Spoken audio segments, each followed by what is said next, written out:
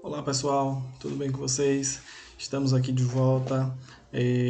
Dessa vez nós vamos aí começar o sistema econômico e político socialista, né? Finalizamos o sistema político e econômico capitalista com a nossa última aula acerca dos tecnopolos no mundo e hoje nós vamos aí ao sistema econômico e político socialista. Preciso que vocês peguem lá o livro de vocês, abram lá na página 403, no módulo 2, e nós vamos hoje ver aí a Revolução Russa, né, que foi o que antecedeu isso aí. Nós vamos dar introdução a esse sistema econômico e político.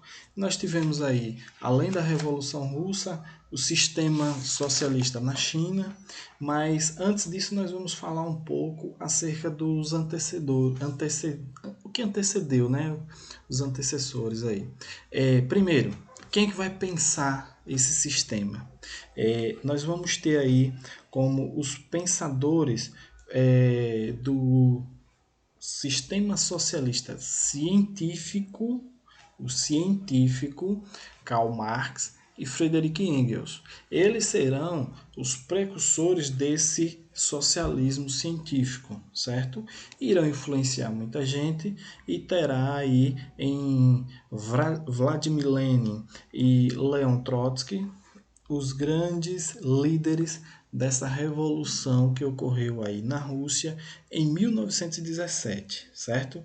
Em novembro de 1917. Primeiro aí nós vamos antes entender o que era a Rússia, quem era a Rússia.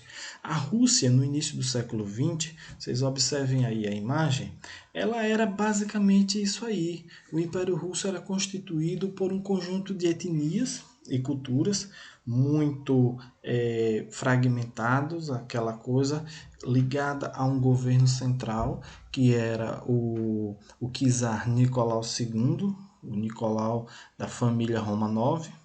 80% da população vivia no campo e a terra estava concentrada nas mãos de poucos.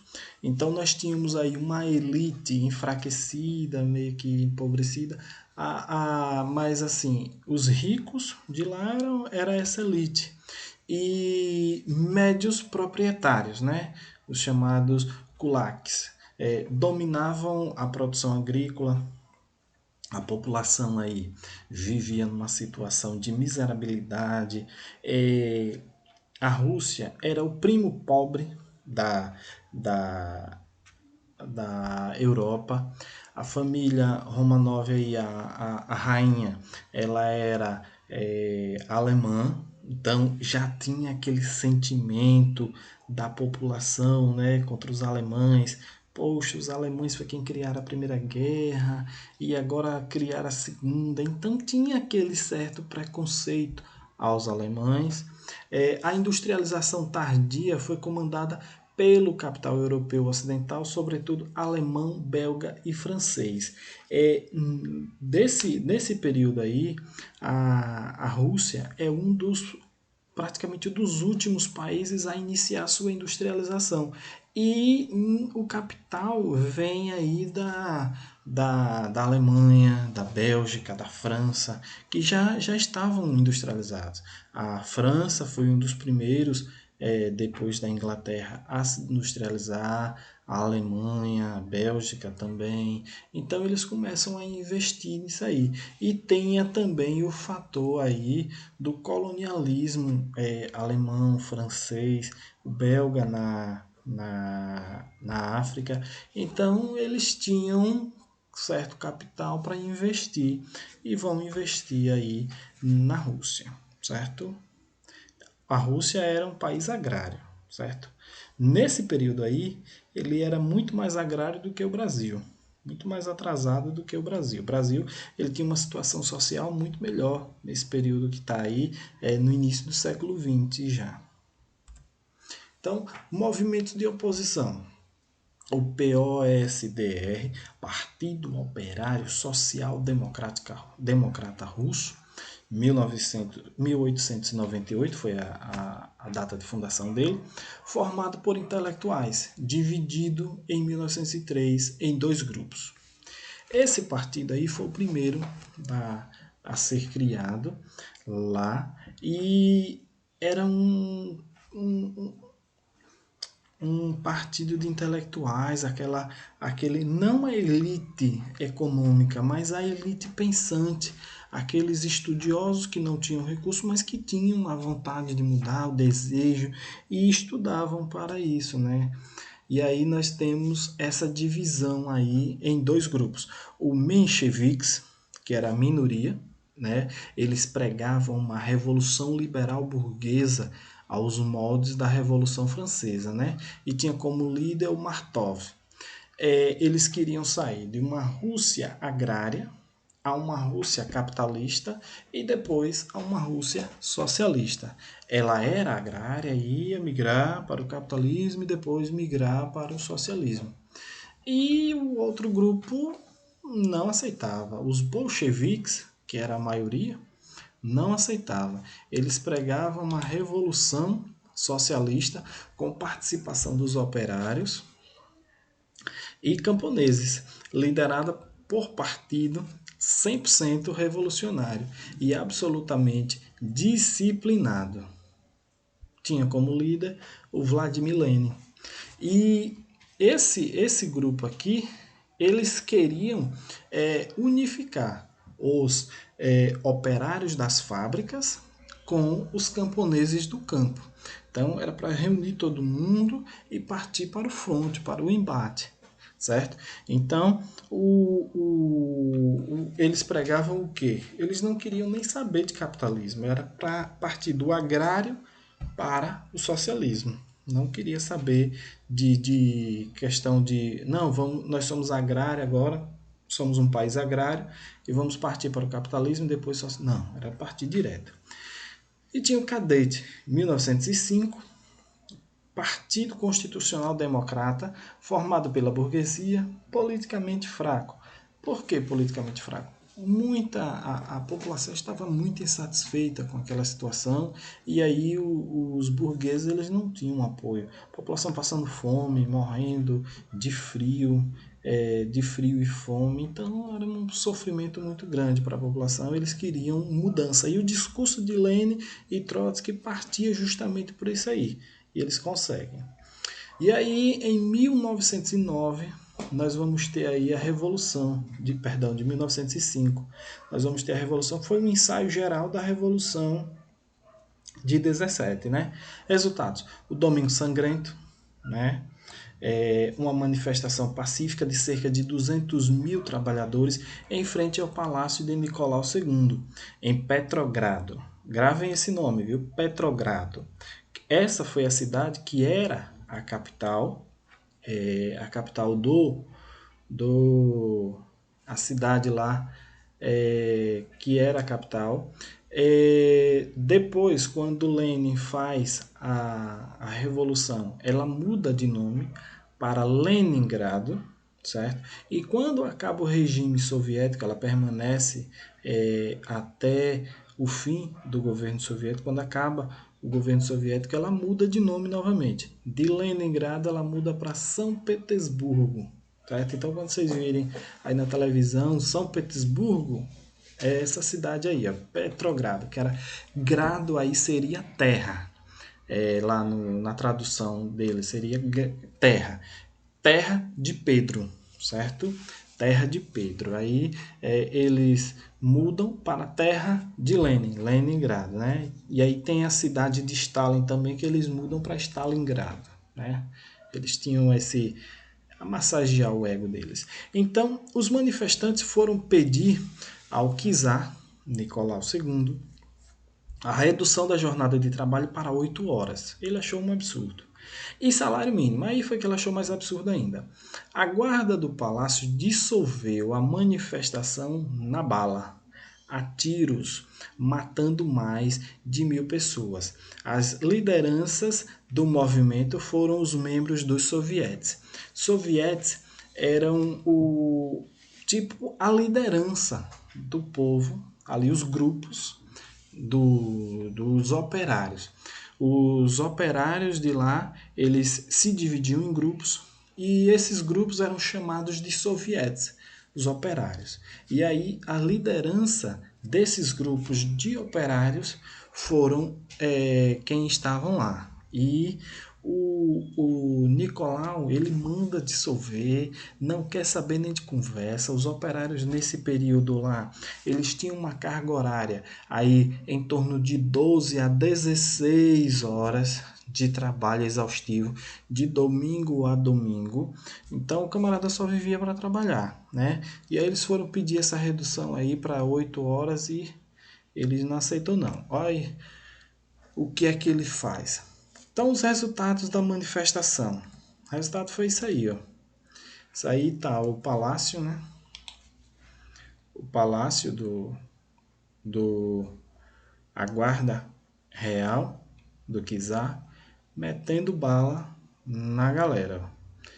Tiro para tudo que é lado. E aí o resultado. O manifesto de outubro, o czar prometeu reformas porque o pessoal ficou muito indignado mesmo, e aí ele não aguentou a pressão, até mesmo internacionalmente não foi bem visto. Como é que a população vem pedir, fazer uma manifestação pacífica e você responde com bala? Então isso não foi bem visto, piorou mais ainda a situação dele, e ele prometeu reformas como o fim do poder absoluto, porque o czar nesse período lá ele reinava aos moldes da monarquia europeia do século XVIII, ainda a monarquia absolutista, né? E ele o fim do poder absoluto, a realização de eleições para a formação de uma Assembleia Constituinte, a chamada Duma, né? Até hoje essa Assembleia ela existe, né? A Duma é a Assembleia lá dos deputados, que lá eles vão ter os representantes da Duma Alta e Duma Baixa, né?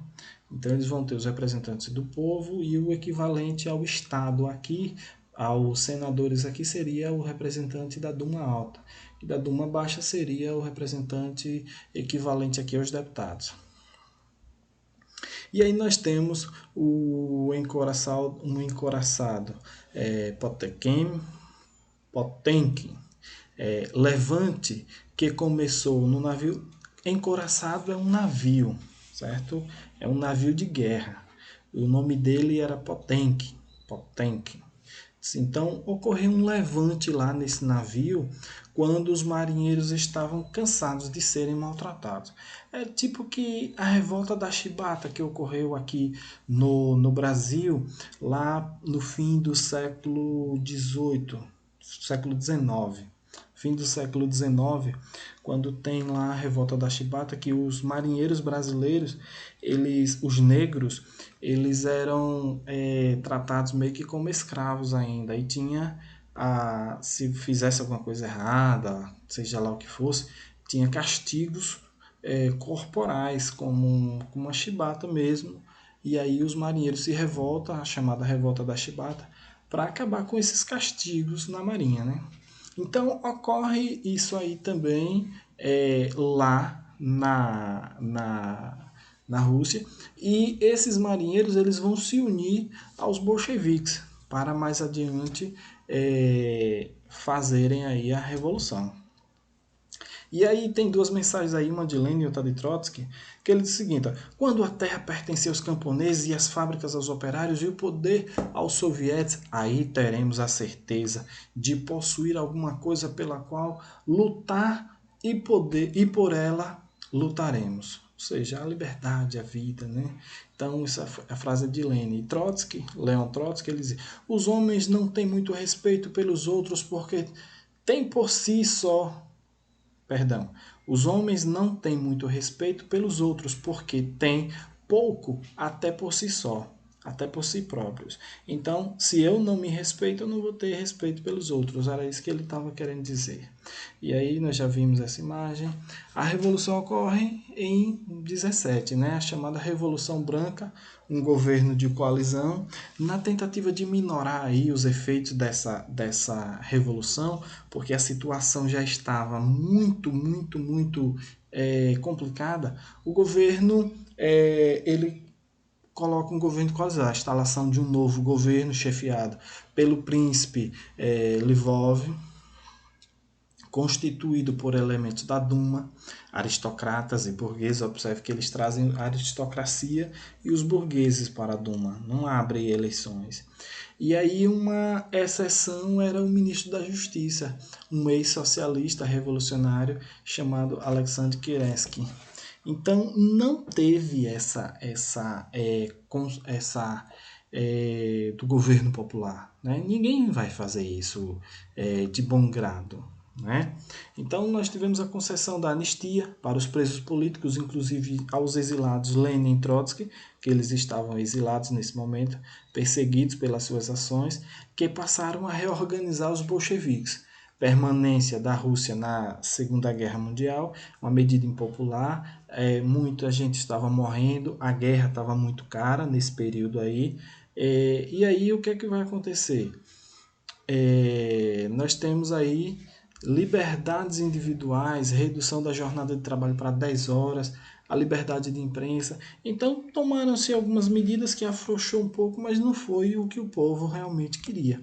E aí a Revolução de Outubro de 1917, a chamada Revolução Vermelha. Né? A publicação das teses de Abril, uma espécie de programa do partido sintetizando as duas ideias, todo o poder aos sovietes, e paz, terra e pão.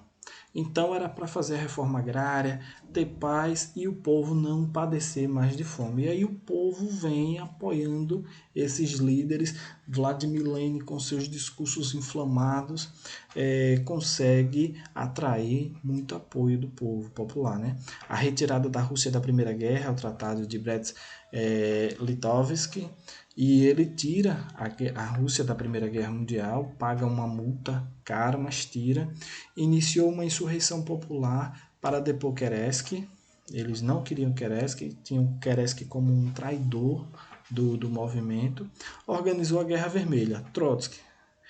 A guarda. Trotsky ele foi o grande pensador do Exército Vermelho. Essa guarda vermelha vem a se tornar mais tarde o Exército Vermelho, que era o grande exército e o temido exército soviético.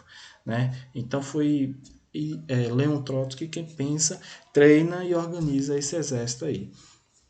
Tropas formadas por operários, soldados e marinheiros para combater os inimigos, os mencheviques, apoiados por europeus. O grupo mencheviques, eles eram apoiados pelos países europeus lá, Japão, França, Inglaterra, que tinha interesse que a Rússia permanecesse do jeito que estava. E no dia 25 de outubro, os bolcheviques passaram a controlar Petrogrado, além de outras cidades como Kerensky fugiu, né? Quando os bolcheviques tomam Petrogrado, ele foge. E o Congresso dos Sovietes, o Congresso se reúne em Petrogrado e vai eleger um novo governo integrado por bolcheviques e chefiado por Lenin. Nesse momento aí, nós temos as medidas tomadas pelo novo governo. Pedido de paz imediato, confisco da propriedade privada, estatização da economia, e aí ele vai atravessar um período de guerra civil entre 1918 até 1920, que foram forças políticas ligadas à monarquia russa, buscaram uma contra-revolução, ou seja, tirar os bolcheviques do poder. Então tiveram auxílio econômico da França, Inglaterra, Japão, e o Exército Vermelho, criado e treinado por Lenin, saiu vitorioso, certo?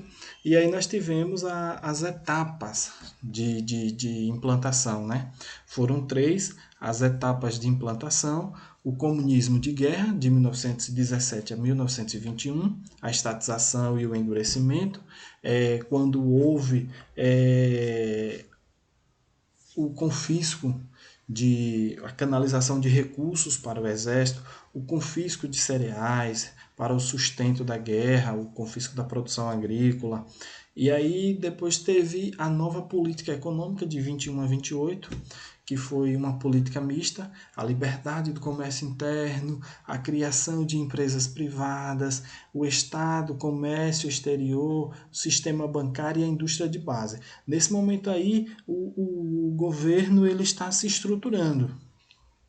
E aí, nós tivemos o terceiro plano, foram os planos quinquenais. O que é quinquenais? A cada 5 anos havia os seus planos de metas, que foi a planificação da economia total. Neles eram estabelecidas as metas da economia, né? Prioridade para a produção industrial, a agrícola do país e essa produção que havia a cada 5 anos essas metas, considerava-se crime contra o cumprimento dessas metas se você não cumprisse com elas. Se você confisca a sua produção, se você esconde, então você era considerado um crime contra o Estado. Certo? Esses planos quinquenais eles davam um norte de como a população deveria proceder, porque o Estado era quem fazia essa distribuição da produção para aqueles que não produziam, para aqueles que não tinham fazenda ou para aqueles que trabalhavam na cidade e não no campo. Então a produção era distribuída, tá ok? Então, pessoal, essa foi a nossa aula de hoje. Eu espero que vocês tenham gostado. Fiquem com Deus. Tchau, tchau. Até a próxima. Lembrando que, em caso de dúvida, anota aí. Quarta-feira nós conversaremos lá no nosso encontro online. Tá ok? Tchau, tchau.